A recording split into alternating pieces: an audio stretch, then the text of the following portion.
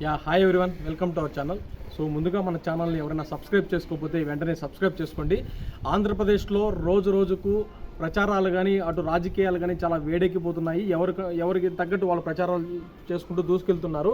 So ఈ తరుణంలోనే కృష్ణా జిల్లాలోని గన్నవరం నియోజకవర్గంలో ఈసారి ఎవరిది గెలుపు అనేది ఈరోజు మన వీడియో అయితే చేయబోతున్నాం. సో గన్నవరం నియోజకవర్గం ఇది కృష్ణా జిల్లాలో ఉంటుంది. ఇది మచిలీపట్నం పార్లమెంటు పరిధిలోకి వస్తుంది. ఈ గన్నవరం నియోజకవర్గం కూడా ఇక్కడ వైఎస్ఆర్సీపీ నుండి మొట్టమొదటిగా వైఎస్ఆర్సీపీ టీడీపీ మధ్య పోరు అయితే ఉండిపోతుంది. ఇక్కడ వైఎస్ఆర్సీపీ నుంచి వల్లభనేని వంశీకృష్ణ గారు పోటీ చేస్తున్నారు.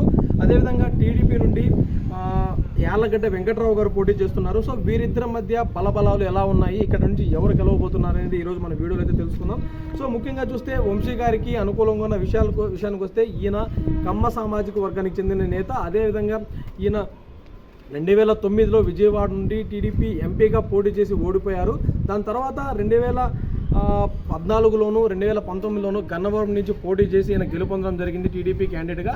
సరే, రీసెంట్గా జరిగిన తరుణంలో కొన్ని సమీకరణాల వల్ల, కొన్ని సమస్యల వల్ల ఈయన చంద్రబాబు గారినితో కొద్దిగా వ్యతిరేకించి కొన్ని చర్చోపచర్చలు జరిగిన తర్వాత ఈయన వైఎస్ఆర్సీపీ పార్టీలో అయితే చేరడం జరిగింది. సో వైఎస్ఆర్సీపీ పార్టీలో చేరి 2024లో టికెట్స్ అయితే సంపాదించారు. కాకపోతే 2019లో ఇక్కడి నుంచి యార్లగడ్డ వెంకట్రావు గారు వైఎస్ఆర్సీపీకి ప్రాతినిధ్యం వహించేవారు. 2019లో ఆయన కేవలం 650 ఓట్ల తేడాతో అయితే ఓడిపోవడం జరిగింది. కాకపోతే ఈ వంశీ గారు వైఎస్ఆర్సీపీ పార్టీలో చేరిన తర్వాత వైఎస్ఆర్సీపీ క్యాండిడేట్గా వంశీ గారిని ప్రకటిస్తారని ఇండైరెక్ట్ హింట్స్ రావడంతో ఇక్కడ యార్లగడ్డ వెంకట్రావు గారు వైఎస్ఆర్సీపీని వీడి టీడీపీలో అయితే చేరడం జరిగింది. టీడీపీలో చేరిన తర్వాత ఆయనకు ఇక్కడ పిలిచి టీడీపీ ఇన్ఛార్జ్గా గన్నవరం ఇన్ఛార్జ్గా యార్లగడ్డ వెంకట్రావుని నియమించారు చంద్రబాబు నాయుడు గారు. దాని తర్వాత రాజకీయం అనేది మొదలైంది. సో ముఖ్యంగా చూస్తే ఇక్కడ టీడీపీ క్యాండిడేట్గా యార్లగడ్డ వెంకట్రావు గారు పోటీ చేస్తున్నారు. సో యార్లగడ్డ వెంకట్రావు గారు కూడా ఈయన కూడా కమ్మ సామాజిక వర్గానికి చెందిన నేత. ముఖ్యంగా చెప్తే ఈయన గురించి చెప్పాలంటే గెలుపు నాదే అనేది ఈసారి ఖచ్చితంగా నేనే గెలవబోతున్నానని ధీమా వ్యక్తం చేస్తున్నారు. సో ఈయనకు ఒక చిన్న సమీకరణం అయితే ఉంది.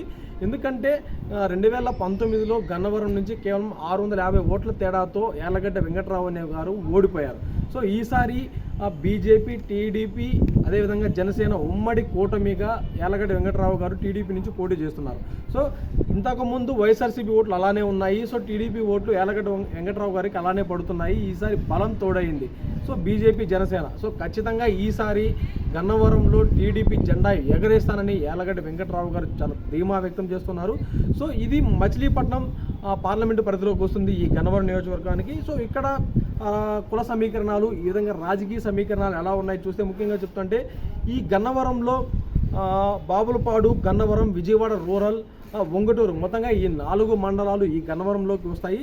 సో ఇక్కడ గన్నవరంలో ఎట్లయితే గుడివాడలో అదేవిధంగా పక్కన ఉన్న గుడివాడ నియోజకవర్గంలో ఎలా అయితే ఎస్సీ సామాజిక వర్గం ఓట్ల గెలుపును డిసైడ్ చేస్తాయో, సో గన్నవరంలో కూడా ఎస్సీ సామాజిక వర్గం ఓట్లు అయితే గెలుపునైతే డిసైడ్ చేస్తాయి.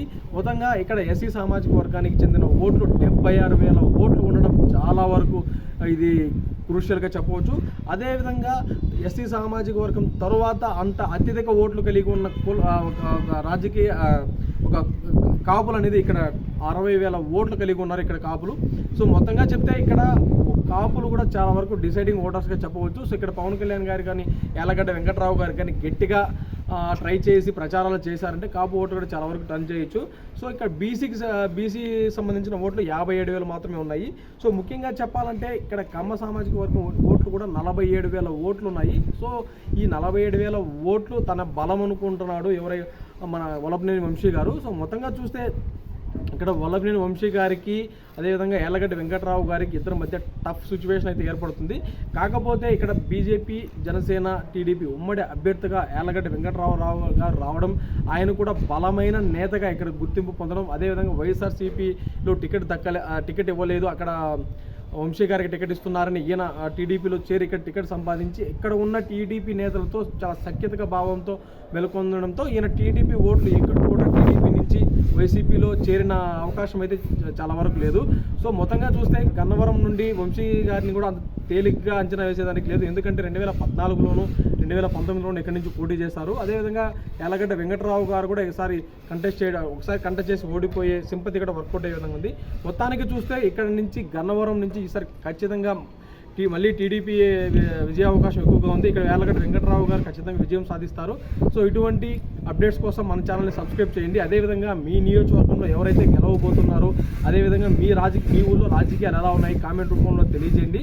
అదేవిధంగా లైక్ చేయండి, షేర్ చేయండి, సబ్స్క్రైబ్ చేయండి. Thank you so much.